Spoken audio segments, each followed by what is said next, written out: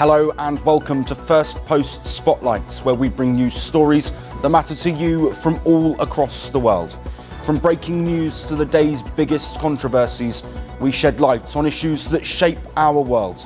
I am Joshua Barnes, live from the Firstpost studios. Let's begin with the top headlines. India vows to strengthen maritime security and defence industry cooperation, signing a mutual submarine rescue agreement during Indian Defence Minister Rajnath Singh's visit to Australia. North Korea expresses firm solidarity with Russia on the Ukraine crisis and full support for Moscow's military operations ahead of the 80th anniversary of the ruling Workers' Party of Korea, to be attended by top Russian officials. European Commission President Ursula von der Leyen survives 2 attempts to remove her as the European Parliament rejects no confidence motions from hard right and left-wing groups. Eritrea dismisses Ethiopia's claim that it is preparing for war as a provocative threat amid rising tensions between the Horn of Africa neighbours. And the world experienced its 3rd hottest September on record, according to a climate monitor, as global temperatures remained near historic highs for yet another month.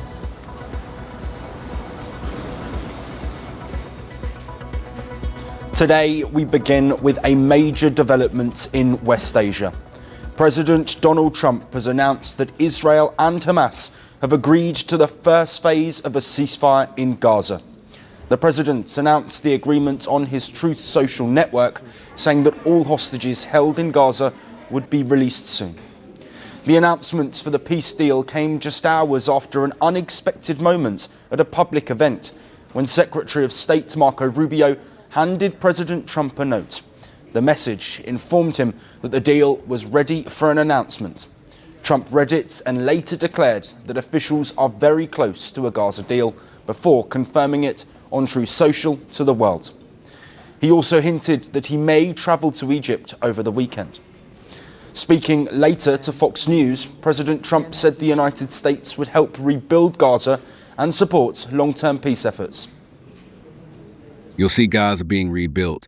We're forming a council, the Council of Peace. It's going to be very powerful, and it's going to have a lot to do with the whole Gaza situation. People are going to be taken care of.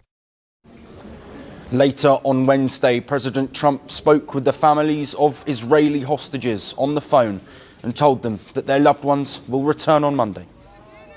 President, we believe in you. We know you've done so much for us over the past, since you became a president, and even before that. And we trust you fulfill the mission until every hostage, every 48 of the hostages are home. Thank you so much. Blessed be the peacemakers. God bless you, Mr. President. God bless America. Scenes of relief and celebration emerged across both sides. In Tel Aviv, families of hostages embraced each other after Trump's televised statement. Some Israelis even dressed up as President Trump, with others waving the US flag while dancing and singing, as families and supporters joined in the celebrations.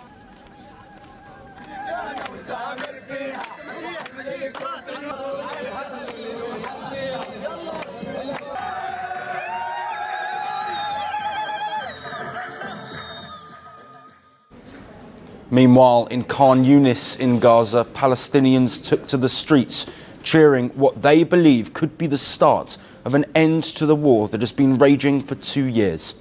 The announcement comes after days of intense, indirect negotiations mediated by Egypt, Qatar, Turkey, and the United States. According to reports, the agreement will be formally signed in Egypt later today. The terms of the deal lay out a carefully sequenced exchange. Under the deal, Hamas will release 20 living hostages as part of the first phase. Israel, in turn, will free almost 2,000 Palestinian prisoners, including 250 serving life sentences. The exchange process is expected to unfold within around 72 hours of this deal taking effect. The ceasefire will also open the gates for humanitarian relief. A minimum of 400 aid trucks are set to enter Gaza daily for the first 5 days, with more to follow as the situation stabilises. The agreement also provides for the return of displaced Palestinians from southern Gaza back to Gaza City and the northern areas. Additionally, it calls for a phased withdrawal of Israeli troops from certain areas. In a statement, Hamas urged Trump to ensure that Israel fully implements the deal and not delay its obligations. The Israeli army earlier on Thursday said that it was preparing to pull back troops from Gaza. After the deal was announced, Israeli Prime Minister Benjamin Netanyahu said it was a great day. Prime Minister Netanyahu and President Trump spoke soon after the announcement, describing their conversation as moving. The deal has also drawn swift international response. India's Prime Minister Narendra Modi applauded the peace plan, calling PM Netanyahu a strong leader. UK Prime Minister Keir Starmer, who is on a 2-day visit to India, hailed the deal as a moment of profound relief. UN Secretary General Guterres and Canadian Prime Minister Mark Carney also welcomed the announcement. However, reports from Gaza's Civil Defence Agency on Thursday morning indicated that several strikes were still taking place in parts of the territory. As the world watches the first steps of this delicate truce unfold, the coming hours will decide whether this agreement truly signals the beginning of an enduring calm or just another fleeting pause in a cycle of conflict that has defied peace for generations. Well, for more on this, we are joined by Scott Lucas, a professor of international politics who's joining us live from Ireland. Thank you very much for joining us today, Scott. Let's look firstly at this ceasefire deal. We expect it to be ratified by Israel later and will come into effect. Do you think this is going to be a lasting peace, or is this another temporary ceasefire like we've seen in the past? Well, first of all, we hold out hope that we get a pause in the mass killing in Gaza and the return of those 20 Israeli hostages, as well as the 28 bodies. But we also need to be realistic where we are. First of all, we do not have a ceasefire yet. We will not have a ceasefire until the Israeli cabinet meets tonight and formally accepts this. There are a couple of far-right ministers in Benjamin Netanyahu's cabinet who oppose the ceasefire, but at this point it looks like they will not leave the government and bring it down over that. When we get the ceasefire, however, it is going to take a few days to confirm the details of the exchange of the Israeli hostages for the release of those 2,000 Palestinians who are in Israeli prisons. Right now, there is discussion right now of who those Palestinians will be. For example, one of them is a Palestinian national leader, Marwan Barghouti, who has been held for more than 20 years by the Israelis. And Hamas is calling for him to be amongst those who are freed. If that all goes well, yes, we are looking at Monday for that exchange to take place. But then the really hard work takes place, because the Trump plan for Gaza is actually a sketch. Beyond the hostages for detainees swap, it is vague regarding the extent of the Israeli withdrawal. It is vague regarding the timings over disarmament of Hamas and how that is to be achieved. It is vague over the arrangements for the governance and security of Palestine, of Gaza, including whether or not Israel has a veto over certain Palestinians being in the day-to-day administration. All of those are issues which are going to be even more difficult to confirm than this initial phase that we're talking about. So yes, there is cause for celebration in terms of the immediate relief from the mass killing, but there is still a long road ahead. Yes, absolutely, Scott. Of course, that uncertainty still there. Let's look at Benjamin Netanyahu now. Where does this deal leave him? He, of course, as you've mentioned, there are members of his cabinet and other lawmakers in Israel who didn't want to see this war end. They wanted to see Hamas destroyed and having no way of repeating a horrific attack like what we saw on October the 7th of 2023. What's next for Israel and what's next for Benjamin Netanyahu? I think in terms of the next few days, there is a space for Netanyahu here, even though he did not want a ceasefire. I mean, let's be honest here, Benjamin Netanyahu, like those far-right ministers, really was looking at a long-term military occupation of Gaza. But he's gotten this space simply because of the pressure of the Trump administration, backed up or indeed fostered by the Arab states, especially the Gulf states. That means that far-right ministers who might object to this ceasefire not only have to take on Netanyahu, they have to take on Trump. And I don't think they'll do that. They're not giving these signals they do that. But this is why I emphasize that after that immediate hostage for detainee release is when it gets a bit, well, that's when the rubber hits the road, as we say. Because, for example, one of those far-right ministers, the finance minister, Bezalel Smotrich, has already said, once all the hostages are freed, then Israel must destroy Hamas. In other words, Israel must go back on the offensive in Gaza. Now, quite clearly, that is not consistent with a long-term ceasefire, let alone a political settlement. So what happens at that point? That, in other words, there are just these serious questions that we're not going to really see probably until next week. Yes, and Scott, as we sort of wrap up on this, I've just got one short question to you relating to Donald Trump. Does this ceasefire deal, once it is implemented, cement Trump's legacy and push him closer potentially to that Nobel Peace Prize? I leave that for others to decide. I mean, Donald Trump desperately wants the Nobel Peace Prize because Barack Obama got one. His son-in-law, Jared Kushner, involved in these negotiations, who is backed by money from Saudi Arabia, from Qatar, wants the investment opportunity of a stable Gaza. But sometimes good things happen from self-centered motives.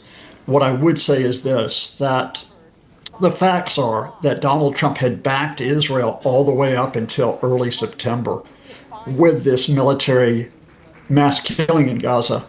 The real catalyst here was Israel bombing and trying to kill Hamas negotiators in Qatar, because that, of course, is a Gulf state which is a U.S. ally. It has the largest U.S. air base in the Middle East. After that bombing, the Gulf states, including Qatar, went to Trump and the administration and said, you better do something now, because if you don't join us in trying to get a ceasefire, the whole region is going to be unstable. That was the real catalyst here for where we are today, rather than Donald Trump leading the proceedings. Yes, Scott Lucas, thank you ever so much for your insight. We really appreciate you giving the time speaking to us. Thank you. Peace to you and all your listeners. Moving on now, an Indian Prime Minister, Narendra Modi, said there was a new energy in India-UK relations after holding wide-ranging talks with his British counterpart, Keir Starmer, in India's financial capital of Mumbai. This was Prime Minister Starmer's first official visit to India since taking office, with both sides focusing on boosting bilateral ties. Prime Minister Modi extended a warm welcome to the British leader at Raj Bhavan, or the Governor's House in Mumbai. The meeting marked the latest chapter in the deepening India-UK engagement following their earlier discussions in the United Kingdom in July. The talks focused on expanding collaboration in trade, defence, education, technology and strategic cooperation. Both leaders reviewed progress under the Comprehensive Economic and Trade Agreement signed in July and exchanged views on key global issues. In their joint statement, Prime Minister Modi said the discussions reflected renewed momentum in bilateral ties.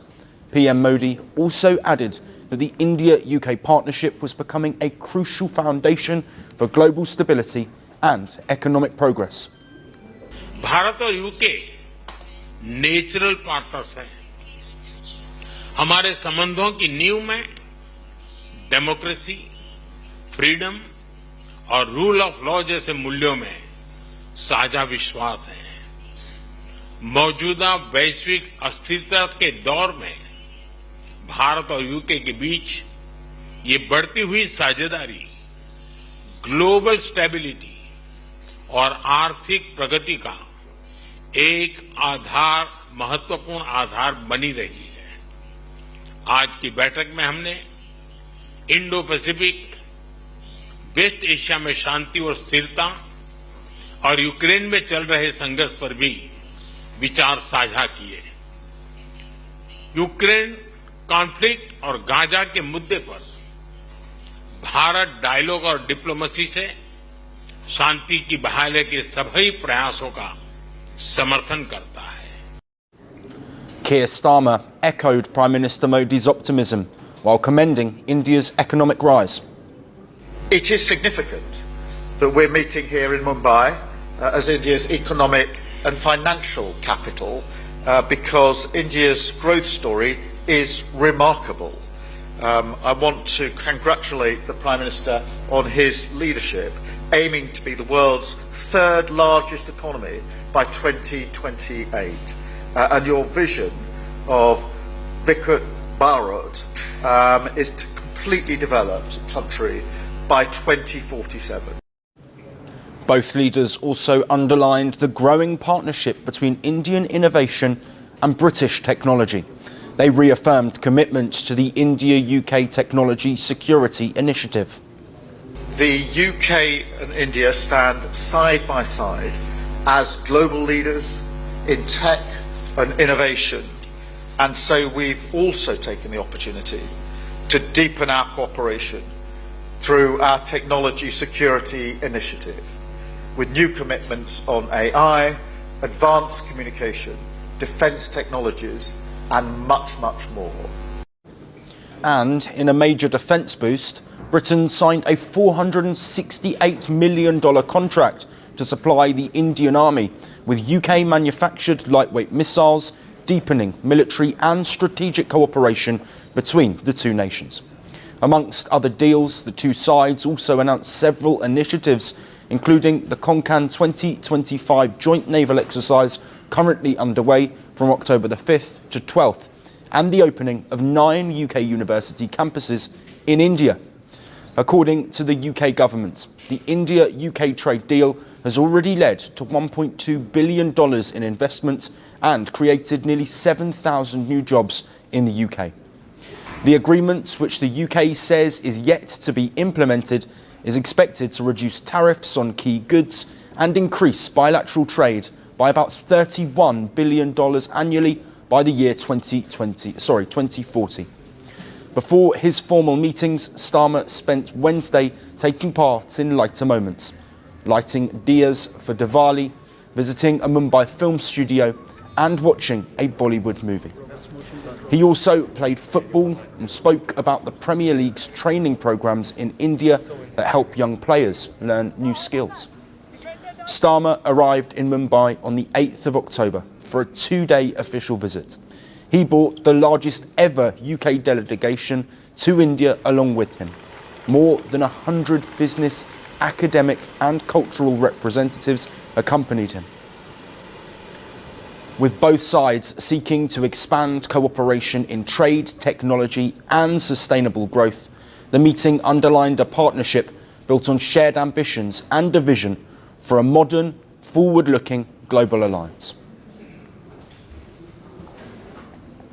Moving on, India has emerged as a key growth engine, while China is decelerating steadily. This is according to International Monetary Fund Chief Kristalina Georgieva. The IMF chief praised India for developing into a key growth engine amid shifting global economic patterns. She said that while overall global economic growth is slowing down, India's robust performance continues to stand out. Global growth forecast at around 3% over the medium term, way below the pre-pandemic 3.7% level.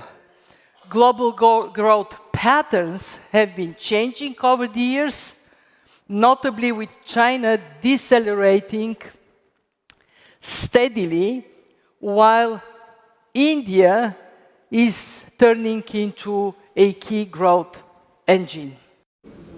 The remarks come ahead of the annual meetings of the World Bank Group and the IMF next week, during which the World Economic Outlook will be released. Georgieva said the global economy is doing better than feared, but worse than needed.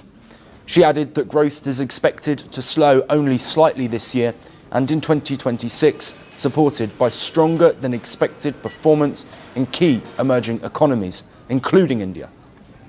She stressed that emerging market economies have significantly upgraded their policy framework and institutions. Emerging market economies, in particular, have significantly upgraded their policy frameworks and institutions. We just put out a report on progress they have made, quantifying the gains. These economies now perform better when shocks strike than before the global financial crisis. Good policy makes a difference. The IMF chief also downplayed the effect of President Trump's tariffs, saying the world has avoided a tit-for-tat trade war, but she nevertheless issued a note of caution. Tariffs, where the shock has not been as large as initially announced. The US trade-weighted tariff rate has fallen from 23% in April to 17.5% now. This is still much higher than it was before. In short, the world has avoided a tit-for-tat slide into a trade war for now. But openness has nonetheless taken a big hit. Her remarks come as almost all agencies have revised India's growth estimates to a range of 6.5 to 6.9% for the current fiscal year. The World Bank this week raised India's economic growth forecast for the fiscal year to 6.5% from 6.3% projected in June.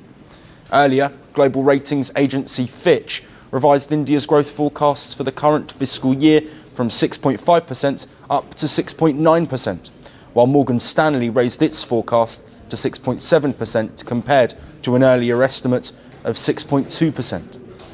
The World Bank says India will remain the world's fastest growing major economy, underpinned by strong consumption. It noted that domestic conditions, particularly agricultural outputs and rural wage growth, have been better than expected. Last week, India's finance minister said the economy remains resilient. She added it is growing sustainably and has the capacity to absorb external shocks.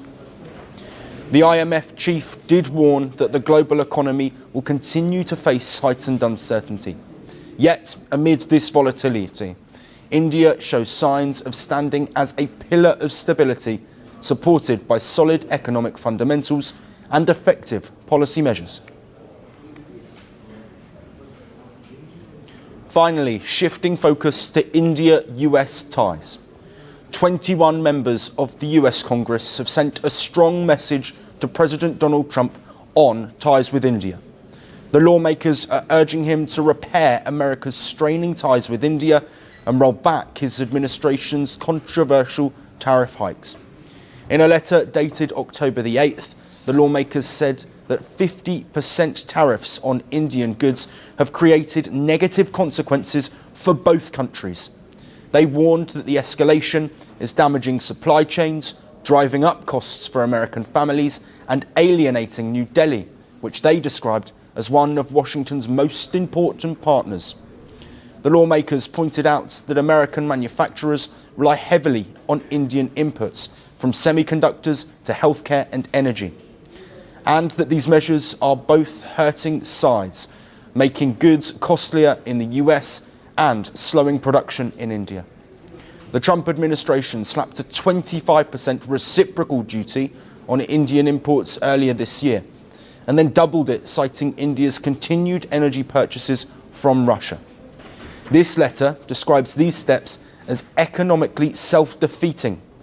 The lawmakers say, rather than strengthening American industry, the tariffs have undercut supply chains that US companies depend on.